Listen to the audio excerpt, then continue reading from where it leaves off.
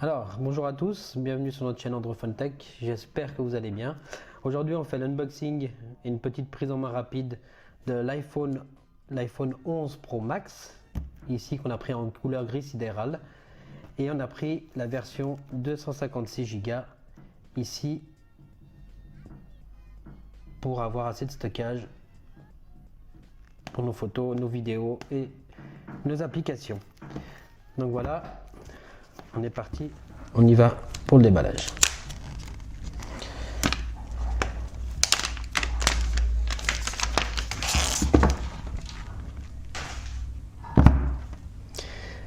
Voici la superbe boîte avec ici le téléphone dessiné, une boîte très bien faite, sobre et élégante je trouve à la fois. On y va.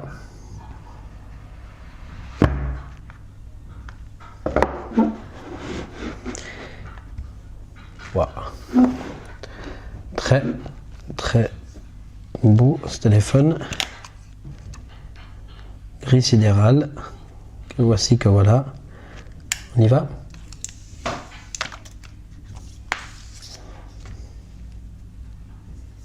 Ce dos en verre comme ça est très bien fait, c'est très soft touch comme ça, c'est un verre un peu dépoli qui n'est pas très glissant, qui fait une sorte d'adhérence qui est très bien faite. On va mettre le téléphone de côté pour l'instant, on va juste regarder ce qu'il y a dans la boîte. Donc les notices habituelles de chez Apple ainsi que les autocollants ici, d'accord. On va sortir tout ça, on remet. On retrouve à l'intérieur le chargeur rapide de chez Apple. Pour une fois, c'est pas le plus rapide, mais il est déjà mieux que sur les autres versions d'iPhone. Là, il est en USB type C ici. On met ici de côté. Et un casque qui sera en USB type C, les casques audio habituels Apple, mais en USB type C. Et le câble de charge Lightning vers USB type C. Ici, est-ce qu'on voit bien? Voilà, USB type C vers du Lightning là. Donc, c'est très bien. Ce câble va nous servir à recharger ça rapidement et à pouvoir brancher aussi également l'iPhone a une sortie, un moniteur en USB-C pour avoir l'image de l'iPhone sur un moniteur externe. Ça peut être pratique, bien que ça sera à voir. Donc on met tout ça dans la boîte. Hop, le petit blister aussi.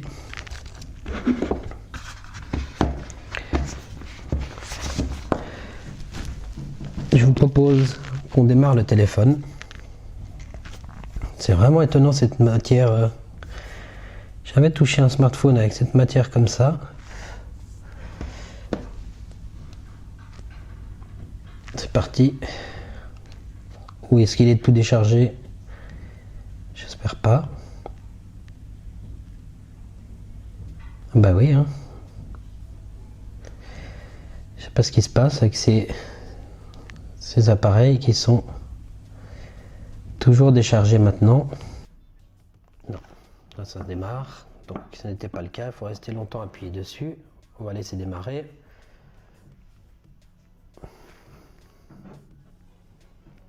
Très bel iPhone que nous avons là. Donc pendant que ça démarre, on fait le tour. Ici vous retrouvez sur la tranche gauche le fameux bouton pour couper la sonnerie, voilà, silent mode. Donc c'est le mode silencieux ici. Le bouton volume moins, volume plus pour le réglage du son. Sur la tranche du haut, il n'y a rien par les antennes. Sur la tranche droite, il y a le bouton power pour l'allumer. Pour l'éteindre, je vous rappelle, il faut faire normalement le bouton power et le volume moins ensemble pendant quelques secondes. Et après, vous avez le choix de l'éteindre. Le tiroir carte SIM. On va peut-être l'ouvrir tout de suite. Alors, on va tout de suite le sortir. Comme ça, on va tout de suite voir la carte SIM. Normalement, c'est... Voilà.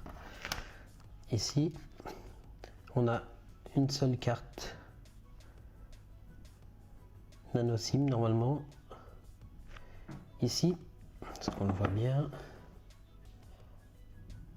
Ici, une seule carte dessus. Sur la tranche du dessous, alors, on retrouve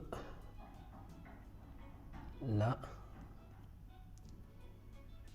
la tranche du dessous, on retrouve le port Lightning classique avec un haut-parleur, en tout cas ici je ne crois pas, un haut-parleur et un haut-parleur ici en haut. Normalement il est dual stéréo, je vous confirmerai tout ça dans le test, ce sera à voir. Ici au dos on retrouve les trois modules photo, on mettra en description leurs caractéristiques principales, les caractéristiques techniques, et la fameuse encoche pour le Face ID que beaucoup n'aiment pas. Après ça c'est les goûts, les couleurs. Par contre, ce qu'on ne peut pas discuter, c'est que la sécurité avec ça, elle est quand même beaucoup plus sécurisée, on va dire, cette méthode-là qu'avec les autres méthodes classiques d'une simple caméra. Voilà, donc on va lancer tout ça. On va choisir son pays, etc. C'est très fluide, c'est rapide en tout cas, c'est sûr. Donc, tac. On va zoomer peut-être un petit peu, comme ceci. Approchez l'iPhone de votre iPad. Alors, on va faire ça.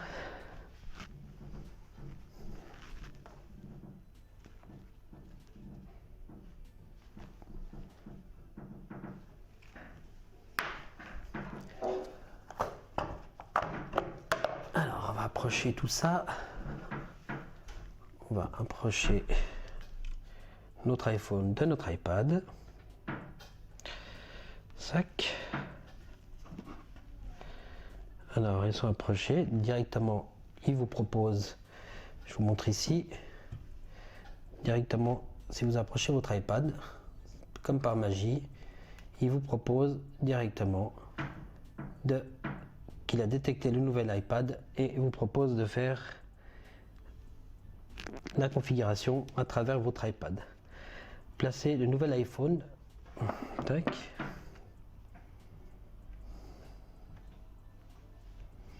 Alors, il faut réussir à trouver que c'est pas pratique un iPad.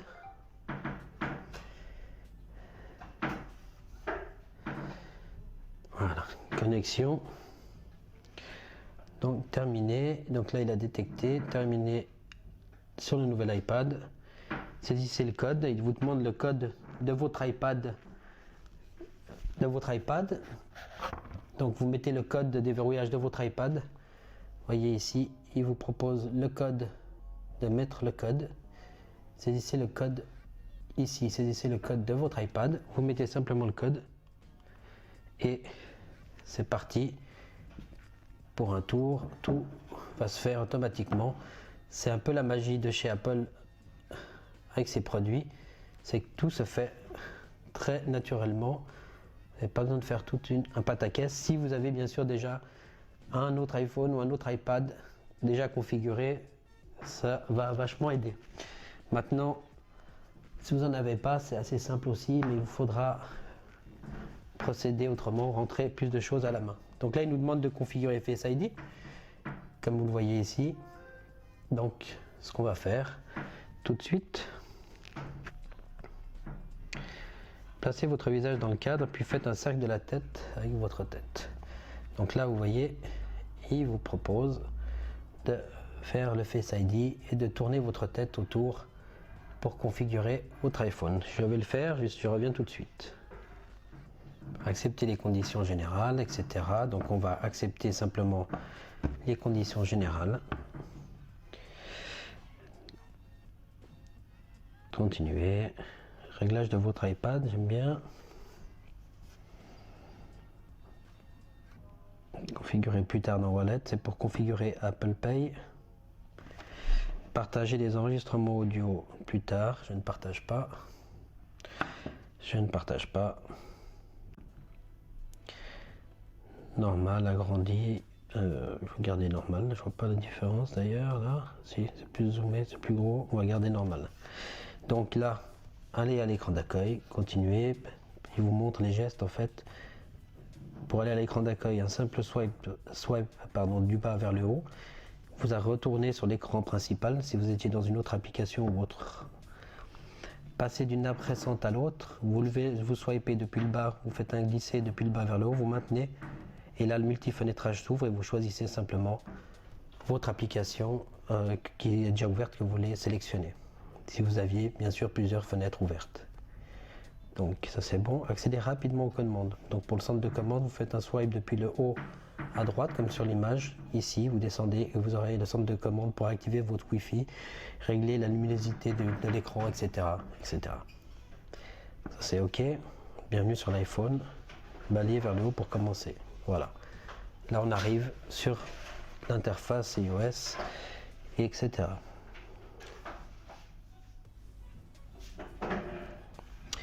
Donc on arrive ici sur le bureau, c'est le classique ici chez Apple. Hop, on va venir ici zoomer. Et vous avez retrouvé le bureau avec toutes vos applications préinstallées par Apple. Donc ici, vous retrouvez ici avec toutes vos applications de chez Apple qui sont déjà donc préinstallées sur l'application. Les notifications arrivent. Donc le centre de contrôle, comme je vous montrais, un simple balayage depuis le haut à droite ici vous amène sur votre centre de contrôle. Vous pouvez mettre en mode avion, couper le Wi-Fi. Attention, ça coupe pas totalement le Wi-Fi, ça fait que désactiver, mais ça ne le coupe pas physiquement réellement, ça déconnecte juste de votre réseau Wi-Fi. Pour couper vraiment le Wi-Fi, il faut aller dans les paramètres, je vais vous montrer après.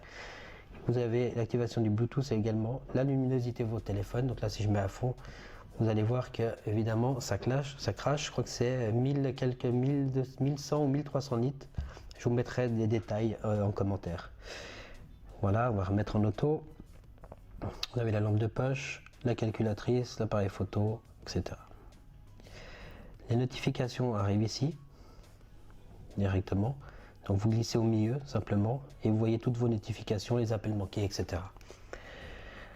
Ensuite, donc on va voir juste le tour. On a le FaceTime, le calendrier, l'appareil les photos, l'application photo, l'appareil photo, les mails, l'horloge, Apple Plan, une application de map GPS, un peu comme Google Maps quoi.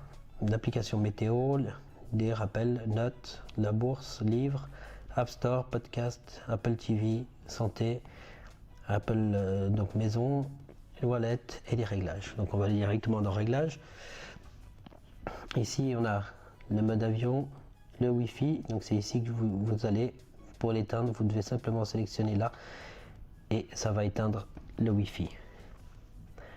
Vous avez le Bluetooth pour trouver tous vos périphériques Bluetooth, les données cellulaires, les notifications, le son, ne pas déranger, son et vibration, temps d'écran, général, centre de contrôle, luminosité et affichage, accessibilité, fond d'écran, Siri et recherche, Face ID et code, batterie, appel d'urgence, batterie, confidentialité, iTunes, App Store, Wallet, Apple, c'est là que vous configurez vos cartes de crédit ou autres, ou cartes bancaires pour payer avec Apple Pay, les mots de passe, les mails, puis après donc on retrouve toutes les applications. Vous avez dans, normalement c'est dans affichage, c'était luminosité et affichage. Voilà, vous avez ici le mode sombre, vous pouvez l'activer simplement ici. Vous voyez, tout l'écran passe en noir et c'est plutôt bien fait. Les notifications, enfin tout devient sombre, normalement même Safari. Voilà, tout redevient sombre avec ce mode sombre. Vous pouvez le désactiver aussi, pardon, le mettre en automatique qui passe clair du coucher au clair jusqu'au coucher du soleil, pardon. C'est-à-dire qu'automatiquement quand ça va arriver l'heure du coucher du soleil, et ben automatiquement toute l'interface va passer sur le mode sombre. Ça c'est cool. Vous avez le True Tone qui va adapter l'écran à l'environnement ambiant qu'il est. Donc si c'est une lumière blanche, il va devenir plus blanc, etc. ou plus jaune pour réchauffer un peu. Il va s'adapter avec la lumière à la lumière ambiante qu'il détecte. Il va régler l'intensité. Vous voyez ici, non c'est pas ici, pardon. Hop, si je désactive, vous voyez, il devient plus bleu. Donc ça va être faire une protection contre les lumières bleues et adapté en fonction, parce qu'ici j'ai des lumières qui sont un peu plus chaudes, comme ça, lumière un peu plus sur les jaunes, plus chaudes. Du coup il s'adapte et il va plutôt jaunir un peu l'image, plutôt que de laisser un bleu froid sur l'image. Night Shift non. Tac, on va programmer, activer jusqu'à demain. Donc là c'est vraiment la protection pour les lumières bleues. Il vient jaunir à fond, il vient réchauffer tout ce qui est blanc comme ça, pour pas fatiguer vos yeux et ainsi les protéger. Vous voyez, c'est devenu plus clair quand je l'ai désactivé. Donc Night Shift, je vais le laisser programmer aussi. 22h, 7h. Allez, comme ça, ça va protéger un peu nos yeux. La fatigue. Ensuite, vous avez pour changer vos sonneries, les vibrations, c'est ici. Gérer vos notifications, tout simplement dans notifications. Et puis vos fonds d'écran, c'est ici. On va s'arrêter après par là. Choisir un fond d'écran. Vous avez des fonds d'écran live que vous pouvez appliquer. Appuyez sur l'écran et vous voyez la petite animation bien sympathique. Après, encore une fois, les goûts et les couleurs, c'est à peu près la même. Voilà. Donc ça, on a fait le tour. Voilà, il n'y a rien de plus pour l'instant. J'ai pas installé beaucoup d'applications, d'accord. J'ai rien installé, même j'ai choisi de ne pas installer depuis mon iPad pour repartir sur une base saine et installer vraiment les applications qui me sont nécessaires et que j'utilise tous les jours et pas tout et n'importe quoi, comme on a vite tendance à accumuler, à installer des applications, même celles qu'on n'a pas forcément l'utilité ou qu'on n'utilise pas beaucoup. Ça permet de faire un peu de tri. Voilà, on va s'arrêter ici pour cette petite prise en main, cet unboxing. Si vous avez des questions, des commentaires, des remarques ou des attentes par rapport à cet appareil, posez-les moi. Je m'en servirai aussi pour faire le test de cet iPhone. J'essaierai d'aller aussi un peu dans le sens de vos questions si vous en avez. N'hésitez pas à dire si vous avez aimé la vidéo ou pas, à lâcher un like, à vous abonner si ce n'est pas encore déjà fait et d'activer la cloche de notification pour ne rien perdre de nos vidéos. Voilà, c'est tout pour aujourd'hui, c'était Androphone Tech. À très bientôt. Ciao.